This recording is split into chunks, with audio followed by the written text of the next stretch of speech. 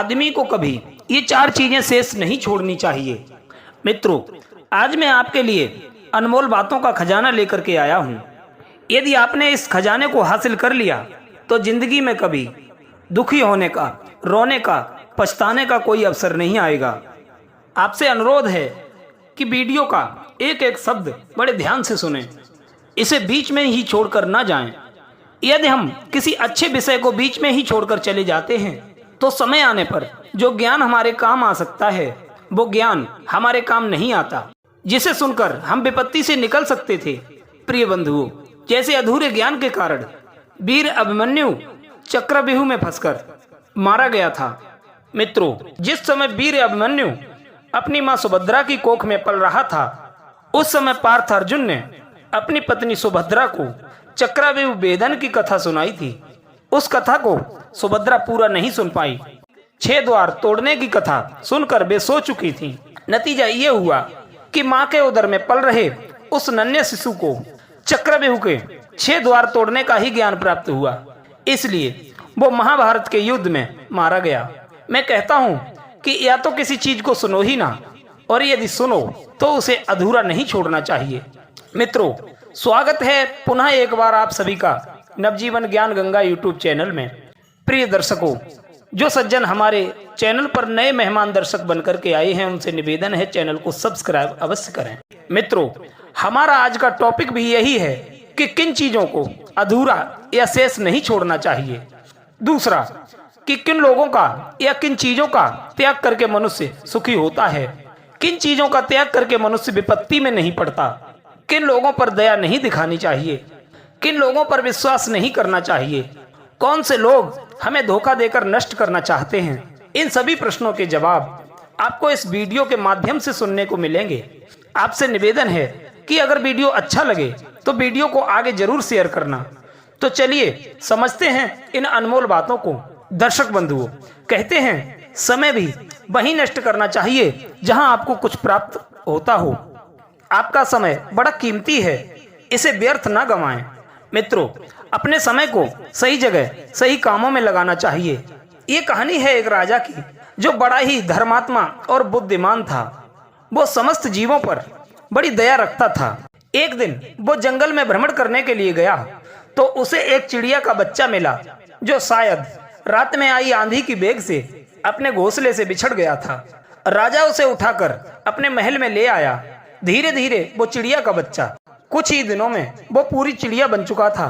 राजा उससे बहुत प्रेम करता था। वो चिड़िया भी राजा से बड़ा स्नेह करती थी। पूरे दिन वो राजा के महल में फुदकती रहती थी।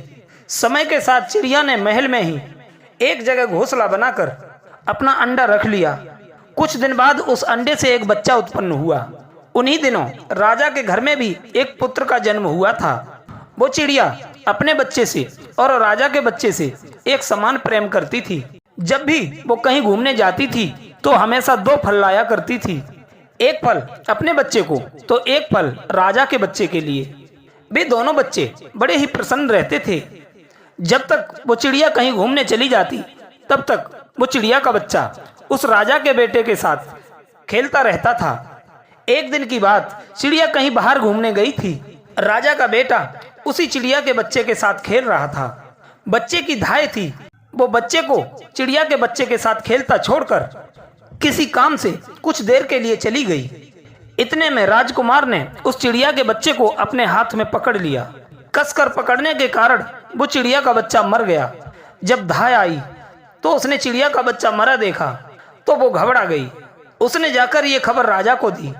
सुनकर राजा को भी बड़ा दुख हुआ। सोचने लगा कि मैं उस चिड़िया को क्या जवाब दूंगा। राजा दौड़ा दौड़ा तुरंत चिड़िया के बच्चे के पास पहुंचा। तब तक उधर वो चिड़िया भी बड़ी प्रसन्न होकर 2 फल लेकर अपने घोंसले के पास आई। वहां उसने देखा कि उसका बच्चा मरा पड़ा है।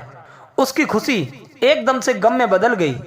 उसे ये बात समझते देर नहीं लगी कि उसके बच्चे को राजा के बच्चे ने मार डाला है।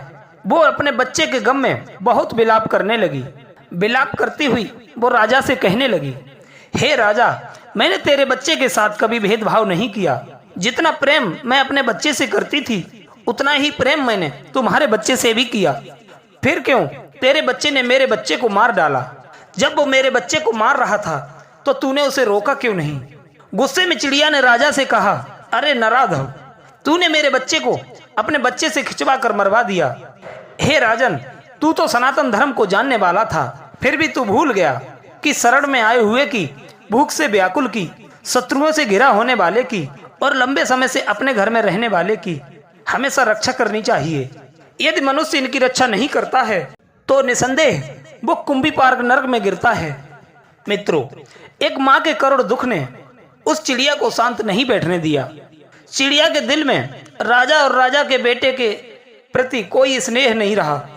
वो उससे अपने बच्चे की मृत्यु का बदला लेना चाहती थी। कहते हैं, एक माँ की संतान को नष्ट करने वाला व्यक्ति, स्त्री के प्रेम में व्यवधान पहुंचाने वाला व्यक्ति और स्त्री को धोखा देने वाला व्यक्ति, ये तीनों भले ही कितने भी घनिष्ठ रहे हों, फिर भी उनके सबसे बड़े शत्रु बन जाते हैं। एक माँ के लिए संतान का मरण सबसे असहनीय दुख होता है।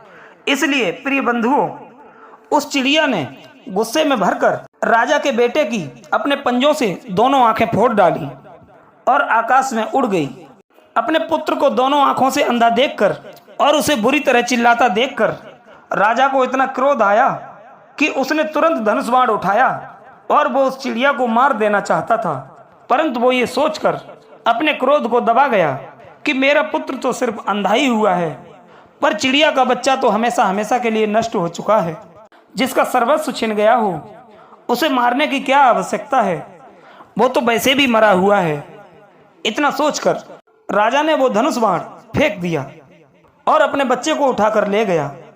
राजवैद्य से उसका उपचार कराया। राजा का बेटा सदा के लिए अपनी आंखें खो चुका था। चिड़िया राजा के महल को त्याग कर चली गई। इस प्रकार धीरे धीरे काफी दिन बीत गए। एक दिन की बात, राजा अपनी छत पर खड़ा था। तभी उसने देखा कि वही चिड़िया उसके महल के ऊपर से तो गुजर जाती है, पर वो उसके महल में कभी नहीं आती। राजा ने एक दिन चिड़िया से कहा, हे भीरू, जो होना था सो हो गया, अब क्यों पिछली बातों को मन में लिए बैठी हो? आओ और पहले की भांति हमारे महल में आकर के रहो।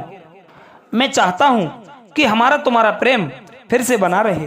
प्रिय सज्जनों, राजा के इस प्रकार बुलाने पर चिड़िया कहती है, हे महाराज क्षमा करना, मैं अब पहले की तरह तुम्हारे महल में कभी नहीं रह सकती, क्योंकि तुम्हारे पुत्र को नेत्रहीन बनाकर मैं तुम्हारी अपराधिनी हूँ।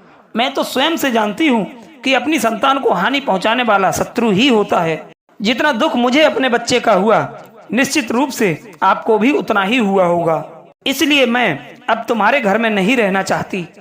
हे राजन, कहते हैं, खोटे मित्र, खोटे देश, खोटे राजा, खोटे बंधु बांधव, खोटे पुत्र, खोटी भार्या को दूर से ही त्याग देना चाहिए, क्योंकि राजन, खोटे मित्र से प्रेम नहीं होता, खोटी भार्या से सुख नहीं मिल सकता, खोटी संतान से पिंड मिलना मुश्किल है, खोटे राजा से न्याय की आस नहीं की जा सकती, कुमित्र पर विश्वास नहीं किया जा सकता, खोटे देश में जीवन सुखी और निर्भय होकर नहीं जिया जा सकता, खोटे राजा से सदा भय बना रहता है और कुपुत्र से तो सब प्रकार से दुख ही मिलता है। जो मनुष्य अपराधी पर विश्वास करता है वो अनाथ और दुर्बल मनुष्य की तरह लंबे समय तक जीवित नहीं रह सकता।